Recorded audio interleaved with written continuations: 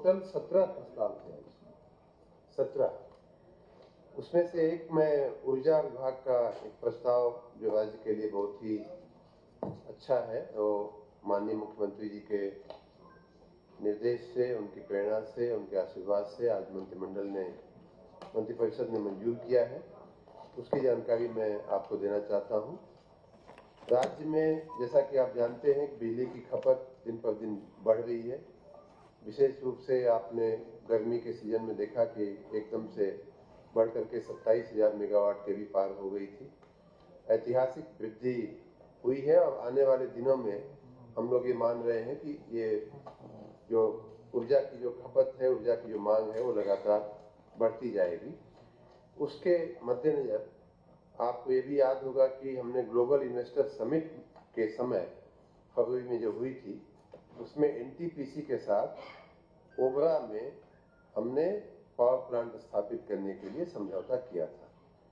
ये एक बहुत ही महत्वाकांक्षी समझौता था और उसी कड़ी में उसके बाद माननीय मुख्यमंत्री जी का पूरा आशीर्वाद इस समझौते पे मिला और उन्हीं दिनों उसके बाद माननीय प्रधानमंत्री जी बनारस आए थे, वहाँ हम लोगों की मुलाकात हुई थी और माननीय मुख्यमंत्री जी भी थे, माननीय गवर्नर साहिबा भी थी। तो प्रधानमंत्री जी के साथ चर्चा में ये बात हमने रखा कि ओबरा और ये जो क्षेत्र है सोनभद्र का, ओबरा, अनपरा, ये पूरे देश का, पूरे उत्तर प्रदेश का ही नहीं बल्कि पूरे देश का एनर्जी हब बन सकता है। तो उस कड़ी में माननीय प्रधानमंत्री जी ने केंद्रीय ऊर्जा मंत्री जी को, केंद्रीय ऊर्जा सचिव को और एनटीपीसी को सबको सूचना दिया माननीय प्रधानमंत्री जी ने कि इस प्रोजेक्ट पे आप लोग जल्दी से आगे बढ़िए। इसलिए केंद्र सरकार माननीय प्रधानमंत्री जी के आशीर्वाद से एनटीपीसी ने अब उस समझौते पे आगे बढ़ने के लिए हम लोगों के साथ जो करार हुआ था उस पर हम लोग आगे बढ़ रहे हैं। उसी कड़ी में आज मंत्रिपरिषद ने ओबरा में 800 मेगावाट के 2 पावर प्लांट स्थापित करने की आज मंजूरी हमको मिली है। ये राज्य का पहला अल्ट्रा सुपर क्रिटिकल यूनिट होगी। मतलब इस तरह का प्लांट जो है अभी तक अपने राज्य में बना नहीं है। आपने सुपर क्रिटिकल सुना होगा, लेकिन अल्ट्रा सुपर क्रिटिकल शब्द ये पहली बार उत्तर प्रदेश के पावर सेक्टर में आ रहा है और उसके फायदे ये होंगे कि ये जो प्लांट होते हैं इनकी टेक्नोलॉजी बहुत एडवांस होती है, इनकी एफिशिएंसी बहुत ज़्यादा होती है, पीएलएस ज़्यादा होता है, कोयले का कंजम्पशन इनमें कम होता है और इसके चलते स्वाभाविक रूप से कास्ट ऑफ पावर जो है, जो आदमी उपभोक्ता को जो बिजली की कीमत देनी पड़ती है वो कम पड़ती है।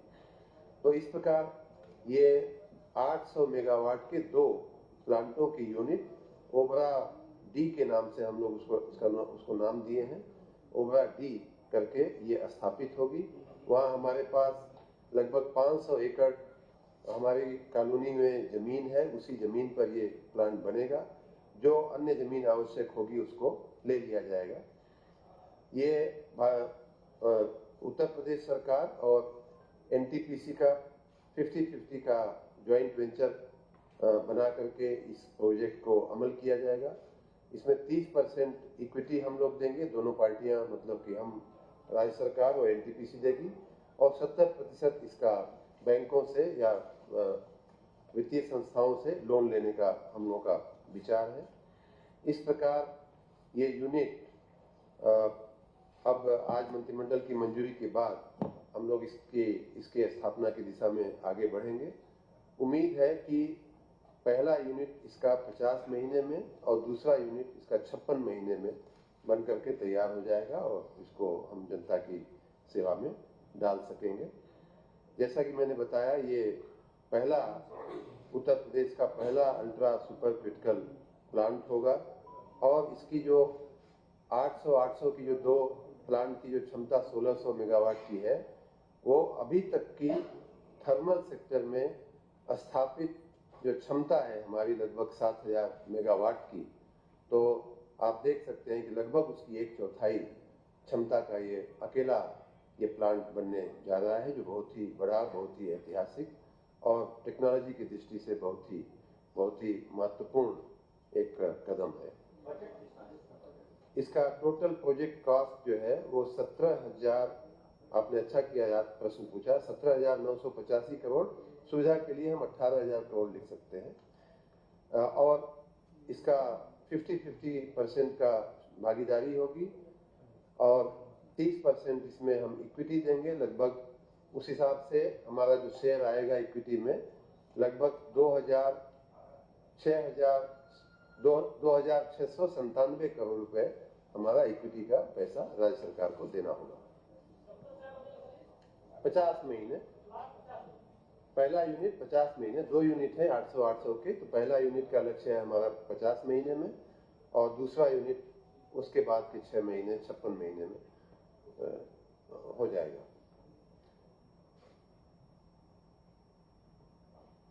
धन्यवाद। हमारी ओर से इतना ही।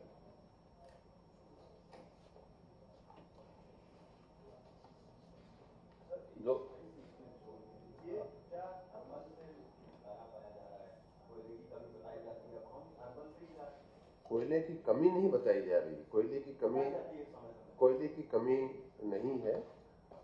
कोयले की हमारे देश में पर्याप्त कोयला है। जो समस्याएं आती हैं उसकी स्वच्छ टेक्नोलॉजी के साथ उस कोयले का दोहन या खनन या उपयोग, इसमें दिक्कतें आती हैं। हमारी जो टेक्नोलॉजी है, चूंकि हम अभी तक अब तो जाकर के काफ़ी उसमें सुधार हुआ है, लेकिन जो हमारे लिए भारत के प्रति या प्रदेश के प्रति जो शिकायत थोड़ी बहुत होती है वो ये होती है कि आप लोग कोयले की टेक्नोलॉजी में उतना परफेक्शन नहीं है। लेकिन हमने माननीय प्रधानमंत्री जी के नेतृत्व में जो ग्लोबल वार्मिंग और कार्बन क्रेडिट और ग्रीन क्रेडिट के क्षेत्र में जो काम हुआ है उसमें हम अच्छी टेक्नोलॉजी अब लेकर के विदेशों से आए हैं। कई देशों में अच्छी टेक्नोलॉजी थी, इसलिए अब कोयले का खनन करके कोयले का उपयोग करने में कोई दिक्कत नहीं है। और इस प्लांट की एक और अच्छी बात यह है कि बगल में ही NCL जो हमारी जो कोल की खदान को कोल की जो माइंस है वहीं से इसको कोयला मिलेगा, तो बहुत ही नज़दीक इसका कोयले का भंडार है। इसीलिए ये बहुत सस्ती बिजली हम दे पाएंगे। वर्तमान में हम जो खरीद रहे हैं लगभग 5.5 रुपए प्रति यूनिट के हिसाब से हम खरीदते हैं बिजली, जो एवरेज कास्ट है, कुछ तो और भी ज़्यादा है। और उसकी अपेक्षा जो इस प्लांट से जो बिजली अपेक्षित है वो 4.89 रुपए प्रति यूनिट की दर से अपेक्षित है। मतलब लगभग 1 रुपए सस्ती हम बिजली अपने उपभोक्ताओं को दे पाएंगे प्लांट लगने के बाद। उपभोक्ताओं को बिल्कुल सस्ती, वही हम उपभोक्ताओं को लगभग 1 रुपया सस्ती बिजली हम दे पाएंगे, क्योंकि कोयला नज़दीक है, टेक्नोलॉजी एडवांस है, ज़्यादा PLF पे चलेगा, कम कोयले में कम लागत में ज़्यादा बिजली उत्पादन करेगा। धन्यवाद। दूसरा जो महत्वपूर्ण निर्णय रहा है आज मंत्रिपरिषद का, जनपद रामपुर में शाहाबाद रामपुर बाजपुर मार्ग राज्य मार्ग संख्या 144 के चैनेज 0 से 30100 तक और चैनेज 48.754 से 76.246 कुल लंबाई 57.592 किलोमीटर के चौड़ीकरण और सुदृढ़ीकरण कार्य को प्रशासकीय और वित्तीय स्वीकृति प्रदान की गई है। इस मार्ग की कुल लागत 2,05,36,51,000 रुपए के व्यय का अनुमोदन भी मंत्रिपरिषद द्वारा किया गया है। यह मार्ग रामपुर की तहसील शाहाबाद से प्रारंभ होकर रामपुर स्वार होते हुए उत्तराखंड राज्य के पर्यटन स्थल जिम कॉर्बेट पार्क रामनगर और नैनीताल को जाता है। इसके बन जाने से यातायात जो दिल्ली और लखनऊ को भी आता है वह एक काफ़ी सुलभ हो जाएगी। इसके अतिरिक्त शाहाबाद बिशौली कछला गंगा घाट मार्ग HS स्टेट हाईवे 109 का यातायात भी इस मार्ग से होकर गुजरता है, जो बाद में जाकर अलीगढ़ चंदौसी मुरादाबाद को जोड़ता है। उक्त मार्ग बरेली के रामनगर को भी जोड़ता है, जो जैन धर्म का प्रसिद्ध तीर्थस्थल है। यह मार्ग चौड़ीकरण और सुदृढ़ीकरण हो जाने से शहरी एवं गांव की आबादी लाभान्वित होगी और इसका चौमुखी विकास होगा। ये 7 मीटर से 10 मीटर चौड़ी की जाएगी। दूसरा मां विंध्यवासिनी देवी कॉरिडोर के विस्तारीकरण और सुंदरीकरण के लिए उसके अंतर्गत आने वाले पार्सल 1, 2, 2A, 3, 3, 3A, 4, 5 में जन सुविधाओं के निर्माण हेतु अतिरिक्त भूमि निर्मित भवनों के ध्वस्तीकरण और मलबा निस्तारीकरण के संदर्भ में है। तो इसके माध्यम से वहां पर मां विंध्यवासिनी कॉरिडोर के विकास की दृष्टि से विशेष रूप से जो वहाँ त्रिकोण का दर्शन है, मां विंध्यवासिनी का, अष्टभुजी देवी जी का, मां काली खो के दर्शन की जो मान्यता है, जहाँ तीर्थयात्री आते हैं, कोतवाली जाने वाली रोड जो है वो बहुत सक्रिय है, तो उसके माध्यम से उसको चौड़ीकरण किया जा सकेगा। और इसलिए डिमोलिशन के लिए आज मंत्रिपरिषद ने इस पर आने वाले कुछ निर्माण को सहमति दिया है, जिनका आकलन जो मूल्य का किया गया था वो 63,05,000 रुपए का व्यय यह माना गया था कि इससे यह आएगा। तीसरा जो महत्वपूर्ण निर्णय, जो दूसरा महत्वपूर्ण निर्णय है, यह तीसरा शर्मा साहब को लेकर के रानीपुर टाइगर रिजर्व जनपद चित्रकूट के निकट पर्यटन विकास के लिए भूमि पुनर्ग्रहण करने का। उत्तर प्रदेश में लगभग 16,620 वर्ग किलोमीटर क्षेत्र के भीतर वन क्षेत्र के साथ अनेक सुंदर परिदृश्य हैं। वन विस्तार, बहती नदियां, लुभावने सुंदर झरने, बड़ी संख्या के लुप्तप्राय पक्षियों और जानवरों की उपलब्धता है। बुंदेलखंड क्षेत्र में स्थित रानीपुर टाइगर रिजर्व मध्य प्रदेश के पन्ना टाइगर रिजर्व से सिर्फ 150 किलोमीटर दूरी पर स्थित है और इसलिए तहसील मानिकपुर चित्रकूट के अंतर्गत रानीपुर टाइगर रिजर्व, मारकुंडी निरीक्षण गृह और उसके आसपास के स्थानों पर पर्यटन विकास के कार्यों के लिए लैंड बैंक के चिन्हांकित भूमि, जिसका कुल रकबा 49.364 हेक्टेयर है, उक्त भूमि खतौनी में ग्राम समाज की बंजर श्रेणी के भीतर दर्ज है। इस रिजर्व में बाघ, तेंदुआ, भालू, सांभर, चींटीदार, हिरण, चिंकारा और कई पक्षी तथा सरीसृप पाए जाते हैं। वर्तमान में उत्तर प्रदेश में दुधवा, पीलीभीत और अमनगढ़ के बाद यह राज्य का चौथा टाइगर रिजर्व होगा। रानीपुर टाइगर रिजर्व अधिसूचित हो जाने के बाद भारत सरकार के प्रोजेक्ट टाइगर का हिस्सा हो गया है। इस योजना में भारत सरकार तथा राज्य सरकार की बराबर की धनराशि प्राप्त होगी। पर्यटन विकास संबंधी गतिविधियों के फलस्वरूप स्थानीय लोगों को रोजगार के अवसर प्राप्त होंगे और स्थानीय लोगों के आर्थिक सामाजिक जीवन स्तर का उन्नयन भी किया जा सकेगा।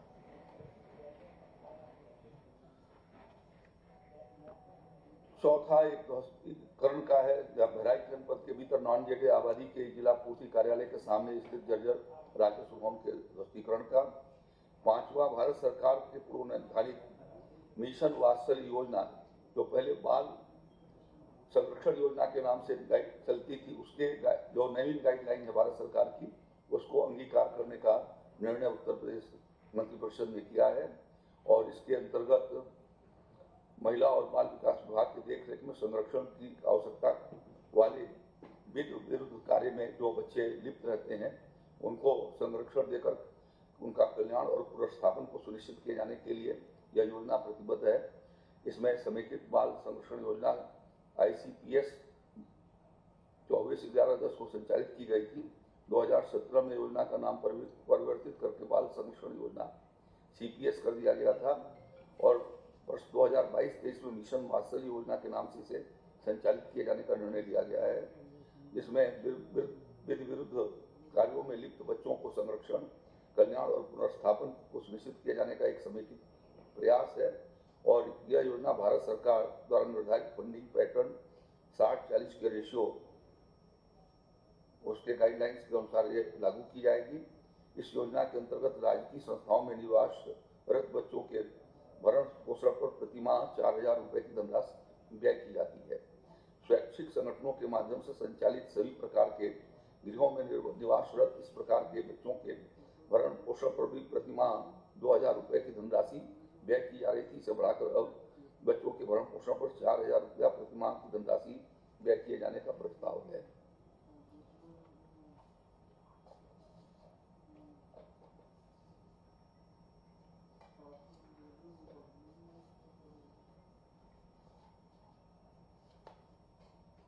छठवां जो है वो केंद्र सहायतित योजना, establishment of new medical colleges attach with existing district referral hospital के अंतर्गत डॉक्टर सोनेलाल पटेल स्वास्थ्य राज्य चिकित्सा महाविद्यालय से संबद्ध राजा प्रताप बहादुर चिकित्सालय प्रतापगढ़ परिसर के जीर्ण 13 भवनों के ध्वस्तीकरण का है। फिर 8वां जो कैबिनेट का प्रस्ताव था वो शर्मा जी ने आपके बीच में रख दिया है। इसके अतिरिक्त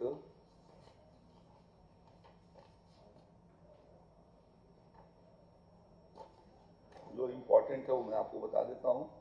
जनपद कुशीनगर में जिला कारागार के निर्माण हेतु चयनित भूमि को कारागार विभाग के पक्ष में हस्तांतरित किए जाने के संदर्भ में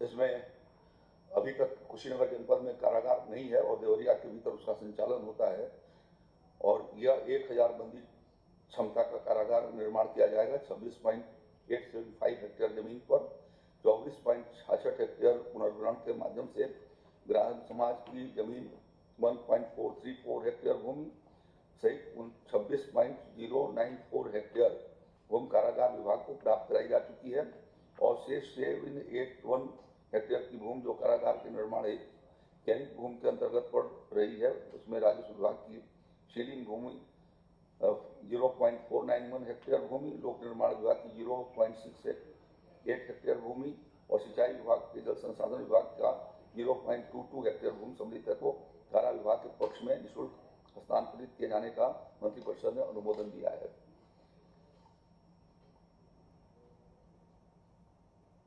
इस के माध्यम से जो ओवर क्राउडिंग है जो कारागारों के भीतर वह उसको समाधान इसके माध्यम से किया जा सकेगा और इसी प्रकार से जनपद हाथरस के भीतर भी कारागार निर्माण के लिए 184 करोड़ 94 लाख रुपए का प्रशासनिक स्वीकृति प्रदान किया गया, जहां पर नया कारागार का निर्माण होगा। एक अंतिम निर्णय जो महत्वपूर्ण है उस उत्तर प्रदेश में निजी क्षेत्र के अंतर्गत TS मिश्रा विश्वविद्यालय लखनऊ उत्तर प्रदेश की स्थापना के संदर्भ में यह सूचना विभिन्न समयों पर जारी हुई थी 2019 से लेकर के और कुछ परिवर्तित किया गया है। प्रायोजक संख्या निर्गत किए गए आशय पत्र के संबंध में धारा 6 धारा 2 के अंतर्गत राज्य सरकार को उसके अनुपालन आख्या शपथ पत्र के साथ आशय पत्र जारी करने के दिनांक से अधिकतम 2 वर्ष के अवधि के भीतर प्रस्तुत किया जाने का अनुपालन में विफल किए जाने के लिए आशय पत्र को वापस लेने की शक्ति राज्य सरकार में दी की गई है। उसके अंतर्गत नए विश्वविद्यालय का नाम रखे जाने का प्राविधान है। इसे प्रख्यापित कराए जाने और तत्पश्चात संचालन का प्राधिकार पत्र निर्गत किए जाने का प्रस्ताव है। ये इतने ही महत्वपूर्ण निर्णय रहे जी। अभी इसके बारे में चर्चा नहीं है जी। आज बृहद वनीकरण के दृष्टि से अभियान पूरे प्रदेश में 35 करोड़ वृक्ष लगाए जाने का एक जी वो वृक्षारोपण के संदर्भ में महा वृक्षारोपण अभियान प्रारंभ करने का निर्णय राज्य सरकार ने किया है और इस वर्ष 35 करोड़ वृक्ष लगाए जाएंगे। 22 तारीख को विशेष रूप से इस प्रकार का आयोजन होगा जब 20 करोड़ से ज्यादा वृक्ष एक ही दिन में RH के भीतर लगाए जाएंगे। फिर दूसरा अभियान 15 अगस्त को शुरू होगा और इस बीच में लगातार जागरूकता के कार्यक्रम भी चलेंगे, प्रभात फेरियां निकलेंगी, बच्चों के बीच में लेखन प्रतियोगिता, चित्र प्रतियोगिता, निबंध प्रतियोगिता, इन सारे कार्यक्रमों का आयोजन होगा और प्रदेश के विभिन्न विभागों को उसका एक टारगेट दिया गया है और जिसके माध्यम से यह बृहद वृक्षारोपण अभियान चलेगा। सबसे ज्यादा वन विभाग लगाएगा, उसके बाद ग्राम विकास, कृषि विभाग, इसी तरीके से सभी विभागों को यह एक लक्ष्य दिया गया है जो अपने लाभार्थियों को भी और साथ साथ में अपने विभाग के माध्यम से इसको लगवाएंगे।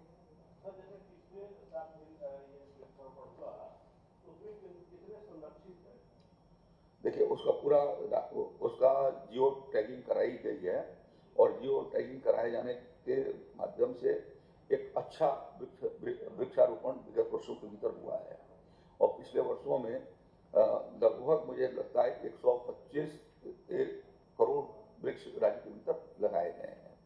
तो स्वाभाविक है कि एक जो उनका जो सस्टेनेबिलिटी जो उसके भीतर रहती है 60 से 65% की रहती है। हाँ।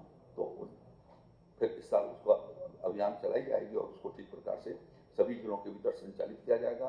प्रभारी मंत्री अपने अपने जनपदों के भीतर भी जाएंगे और विशेष रूप से हमारे वन मंत्री जी इसके ऊपर अलग से आप लोगों को प्रेस के माध्यम से अवगत करेंगे।